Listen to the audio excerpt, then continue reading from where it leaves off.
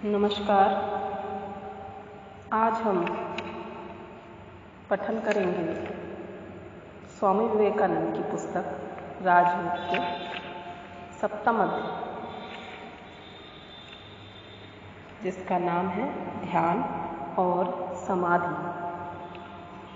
अब तक हम राजयोग के अंतरंग साधनों को छोड़ शेष सभी अंगों के संक्षिप्त विवरण समाप्त कर चुके हैं। इन अंतरंग साधनों का लक्ष्य एकाग्रता की प्राप्ति है। इस एकाग्रता शक्ति को प्राप्त करना ही राजयोग का चरम लक्ष्य है। हम मानव के नाते देखते हैं कि हमारा समस्त तर्क संगत ज्ञान अहम बोध के अधीन है।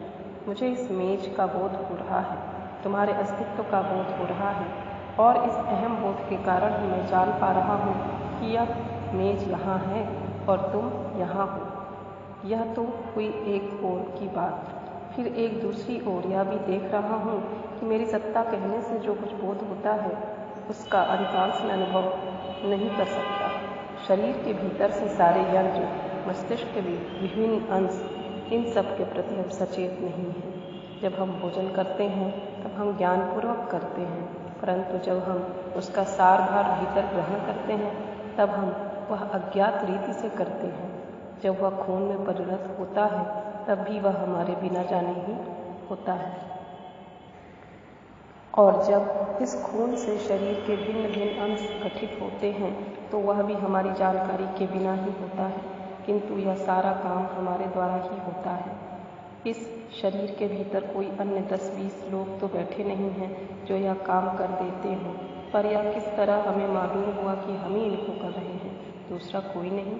इस संबंध में अनायास ही यह कहा जा सकता है कि आहार हमारा ही काम है, और खाना पचाने और खाद्य को, शरीर को पुष्ट करने का काम तो हमारे लिए दूसरा कोई कर दे रहा है।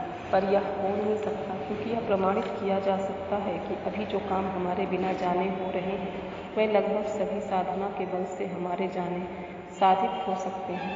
ऐसा मालूम होता है कि हमारा हृदय तंत्र अपने आप ही चल रहा है। हमसे कोई इसको अपनी इच्छानुसार नहीं चला सकता, वह अपने ख्याल से आप ही चल रहा है। परंतु इस हृदय के कार्य भी अभ्यास के बल से इस प्रकार इच्छाधीन किए जा सकते हैं कि वे इच्छा मात्र से शीघ्र या धीरे चलने लगेंगे या लगभग बंद हो जाएंगे। हमारे शरीर के प्रायः सभी अंश वश में लाए जा सकते हैं। इससे क्या ज्ञात होता है? यही कि इस समय जो काम हमारे बिना जाने हो रहे हैं उन्हें भी हम ही कर रहे हैं, पर हाँ, हम उन्हें अज्ञात रीति से कर रहे हैं। बस इतना ही। अतएव हम देखते हैं कि मानव 2 अवस्थाओं में रहकर कार्य करता है। पहली अवस्था को ज्ञान या चेतन भूमि कह सकते हैं। जिन कामों को करते समय साथ साथ मैं कर रहा हूँ, यह ज्ञान सदा विद्यमान रहता है। वह ज्ञान, वह कार्य से साधित होता है, ऐसा कहा जा सकता है। दूसरी भूमि को अज्ञान या चेतन भूमि कह सकते हैं। जो सब कार्य का ज्ञान की निम्न भूमि से साधित होते हैं, जिसमें मैं ज्ञान नहीं रहता, उसे अज्ञान या अचेतन भूमि कह सकते हैं। हमारे कार्यकलापों में से जिनमें अहम मिला रहता है उन्हें ज्ञान युक्त या चेतन क्रिया, और जिनमें अहम का लगाव नहीं उन्हें ज्ञान रहित या चेतन क्रिया कहते हैं। निम्न जाति के प्राणियों में या ज्ञान रहित क्रिया जन्मजात प्रवृत्ति कहलाती है। इनकी अपेक्षा उच्चतर जीवों में और सबसे उच्च जीव मनुष्य में या दूसरे प्रकार की क्रिया जिसमें अहम बोध रहता है अधिक देख पड़ती है। इसी को ज्ञानयुक्त क्रिया कहते हैं। परंतु इतने से ही सारी भूमियों का उल्लेख नहीं होता। मन इन दोनों में से उच्च भूमि पर विचरण कर सकता है। मन ज्ञान की भी अतीत अवस्था में जा सकता है। जिस प्रकार अज्ञान भूमि से जो कार्य होता है वह ज्ञान की निम्न भूमि का कार्य है, वैसे ही ज्ञान की उच्च भूमि से भी, ज्ञानातीत भूमि से भी कार्य होता है। उससे भी किसी प्रकार का अहम बोध नहीं रहता, या अहम बोध केवल बीच की अवस्था में रहता है। जब मन इस रेखा के ऊपर या नीचे विचरण करता है तब किसी प्रकार का अहम बोध नहीं रहता, किंतु जब भी मन की क्रिया चलती रहती है तब मन इस रेखा से ऊपर अर्थात ज्ञान भूमि के अतीत प्रदेश में गमन करता है। तब उसे समाधि, अतिचेतन या ज्ञानातीत भूमि कहते हैं।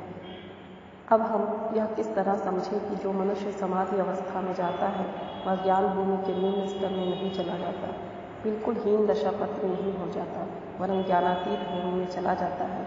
इन दोनों ही अवस्थाओं में तो अहम बोध नहीं रहता। इसका उत्तर यह है कि कौन ज्ञान भूमि के निम्न देश में और कौन ऊर्ध्व देश में गया, इसका निर्णय फल देखने पर ही हो सकता है। जब कोई गहरी नींद में सोया रहता है तब वह ज्ञान या चेतन की निम्न भूमि में चला जाता है। तब वह अज्ञात भाव से ही शरीर की क्रियाएं, श्वास विश्वास यहाँ तक कि शरीर संचालन क्रिया भी करता रहता है। इसके इन सब कामों में अहम बोध का कोई लगाव नहीं होता। तब वह अज्ञान से ढका रहता है। जब वह नींद से उठता है तब वह सोने के पहले जैसा था वैसा ही रहता है, इसमें कोई भी परिवर्तन नहीं होता। उसके सोने से पहले उसकी जो ज्ञान समष्टि थी, नींद टूटने के बाद भी ठीक वही रहती है, उसमें कुछ भी वृद्धि नहीं होती, उसे कोई प्रकाश नहीं मिलता। किंतु जब मनुष्य समाधिष्ठ होता है तो समाधि प्राप्त करने से पहले यदि वह महामूर्ख रहा हो, अज्ञानी रहा हो, तो समाधि से वह महाज्ञानी होकर व्युत्थित होता है।